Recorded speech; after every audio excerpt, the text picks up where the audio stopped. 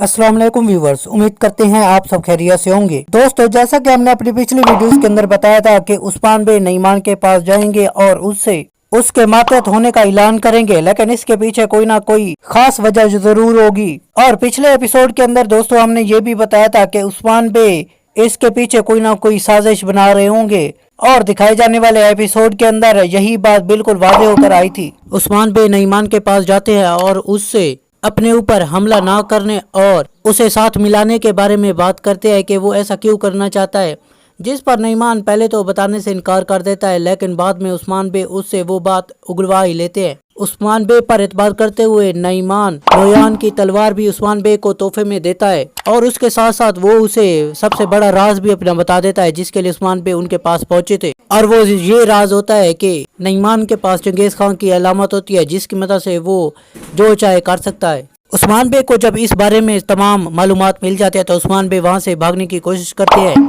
और वहां से दो मंगोल कमांडरों को खत्म करने के बाद वहां से निकल भी जाते हैं। नईमान बहुत ही ज्यादा परेशान हो जाता है क्योंकि उसने उस्मान बे को अपने तमाम राज बता दिए थे जो कि उसने नहीं बताने थे। वो उस्मान बे को ये बता देता है कि चंगेज खान की ये अलामत उसके भाई के पास है और वो बरके खान के भी खिलाफ काम कर रहे हैं और इसके अलावा वो एक अपने भाई के साथ मिलकर एक नई रियासत बनाना चाहते हैं जो कि एक बहुत ही बड़ा अजीम मकसद है और इस मकसद के लिए उनके पास चंगेज खान की वो अलामत मौजूद है जिससे वो कोई भी काम कर सकते हैं। अब देखना ये होगा कि आगे उस्मान बे क्या करते हैं। अगर आपको हमारी वीडियो पसंद है तो इसे लाइक और हमारे चैनल को सब्सक्राइब करना ना भूलें। शुक्रिया।